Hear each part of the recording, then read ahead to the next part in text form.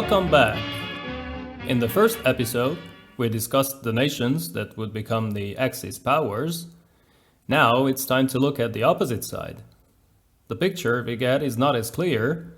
It would take years for the Western powers to form a single bloc, not to mention that China had been fighting their war since 1937, while the Soviet Union was on the sidelines, hoping to stay out of a war in which the two sides would drain each other's resources and will to fight. Let's see how the Allies came together.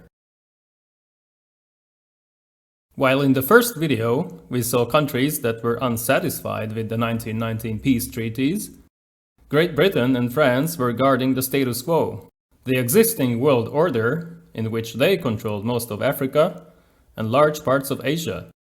Things never returned to the pre-war equilibrium. These great powers were weakened by the Great War, and although they could still maintain their vast colonial empires, internal problems consumed much of their energy. The brief recovery in the 1920s was followed by the Great Depression, which undermined trust in existing structures.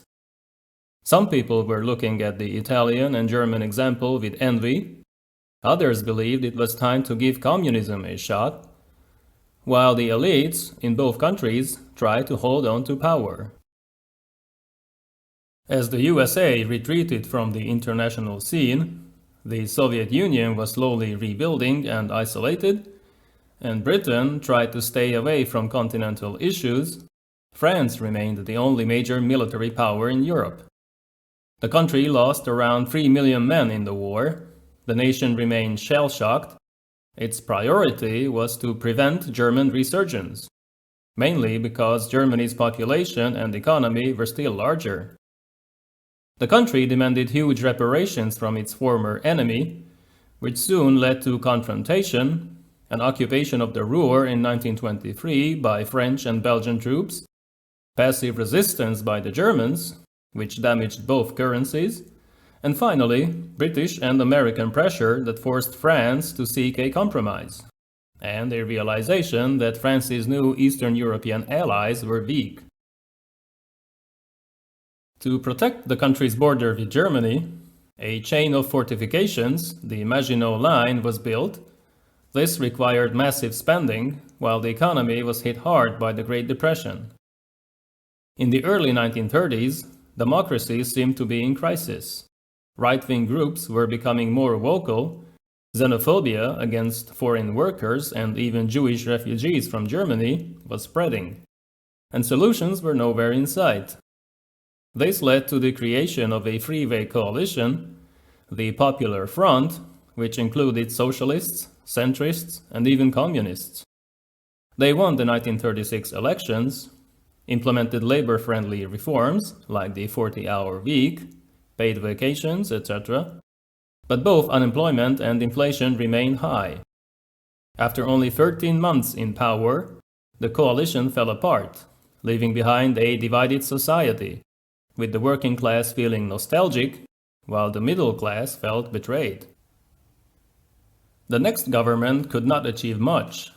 The policy of appeasement continued. Back in 1935, they protested the Italian attack on Ethiopia, but did nothing to stop it. A year later, France did not react when German troops entered the Rhineland, which had been demilitarized according to the peace treaty. They watched as Germany rearmed herself. They refused to interfere in the Spanish Civil War, then, together with their British ally, agreed to give the Sudetenland to Germany, without even asking the country, Czechoslovakia, whose size was being reduced. A last-minute program of rearmament was finally started in 1938, but it came too late. Thanks to its colonial empire, France had all the resources it would need in a war, except maybe for oil. Their navy was decidedly stronger than that of Germany. The army was considered the best in the world, although, as we'll see, its leaders were using outdated methods and thinking. And while in the air Germany was superior, at least by 1938, British help could make up for this difference. It seems that internal division and fear of Germany paralyzed the country and its leadership, which lacked a sense of direction. This did not bode well for the coming years. Britain also emerged victorious from the Great War, but the British position was quite different. This nation maintained control over international trade routes. The Royal Navy was still the largest in the world, while its empire was also the largest. In the post-war period, the welfare state was expanded, universal suffrage among men was finally achieved, and in 1924, the first Labour Prime Minister was appointed. The elites feared revolution. This never happened, but the country did have to face serious issues in Ireland, India, and Palestine. Maintaining the empire cost more and more. It's no coincidence that in 1931, the Dominions, Canada, Australia, New Zealand, and South Africa became virtually independent, although they still relied on protection by the British Navy. The Great Depression meant more hardships, and although radical political movements never really gained popularity, the government's slow and cautious steps produced resentment. German reparations, which were financed by the USA after 1924, were used to pay back loans borrowed from the US during the Great War, which showed where true power lied. Unlike the French, the British supported German recovery, mainly because they regarded Germany an important trading partner. But at the same time, they would try to restrict potentially hostile powers through the Washington Naval Conference, which limited the size of the largest navies. Despite these efforts, disarmament failed by the early 1930s. The British Navy had to accept equality with their American counterpart, and a serious disadvantage in the Pacific, where Japan was becoming way too strong. In this game, Britain sometimes undermined French objectives. One example was the Anglo-German Naval Agreement, signed in 1935, which allowed German naval expansion. The British-French alliance was then renewed 2 years later, but neither country wanted another major conflict, so they would sacrifice their Eastern European allies, first Czechoslovakia and then Poland. Appeasement would stay in effect as government policy right up to and even after the last moment, as Britain was hastily rearming herself. Her political and military leaders were not quite sure whether they had enough time left. The USA during this period enjoyed its splendid isolation, becoming world leader in industrial progress with an economic boom and the first wave of consumerism. This was interrupted on a few occasions, with stirrings in the Philippines or military interventions in Latin America. The Great War made the US a financial and military colossus, but for the time being, it would focus on internal matters. Society experienced a dramatic change in technology and general lifestyle. Automobiles began to spread, along with radio, recordings, and movies. The first great stars emerged both in Hollywood and also in sports. Capitalism seemed to work just fine. The sky was the limit, although the country had another face, that of poverty, racism, and segregation. The Roaring Twenties eventually led to rampant speculation and a stock market bubble, which caused the Wall Street crash in 1929. Subsequent decisions by the Fed led to the Great Depression, an economic downturn with millions of jobs lost. Roosevelt's New Deal alleviated some of the problems, but then the second wave hit in 1937-38, before the Depression was finally ended through massive public spending on the military. The Navy was expanding, the Air Force ordered thousands of new planes, while the Army also started to increase in size. The American public was not interested in another European conflict. Most people wished to avoid foreign entanglements, so Roosevelt had to maneuver carefully, without empowering his opposition, making smaller steps towards the Allies, before he fully committed the country's vast resources. It was too early to join the British-French coalition, It would take years of patience and a foreign attack on US soil for the public to finally give in and support the war. It wouldn't be quick or easy, but one way or another, the nation would soon become the first superpower. The Bolshevik regime in revolutionary Russia barely survived the Civil War, which ended in 1922. Some sort of normalcy returned, thanks to the new economic policy that implemented capitalistic measures in a planned economy, but then Lenin died, and he was followed by Stalin in 1924.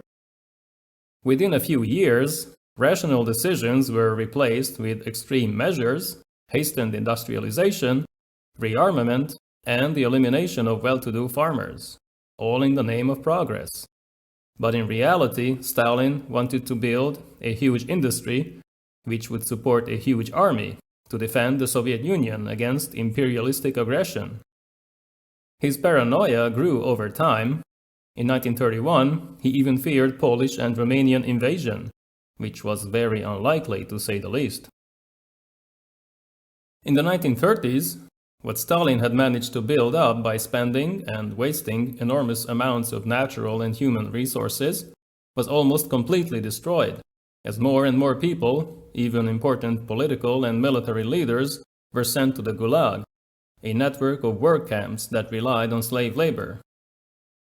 Communism in practice was a catastrophe, but this did not bother its true believers in the West, who still adored this new heaven on earth. The peoples of the Soviet Union persevered.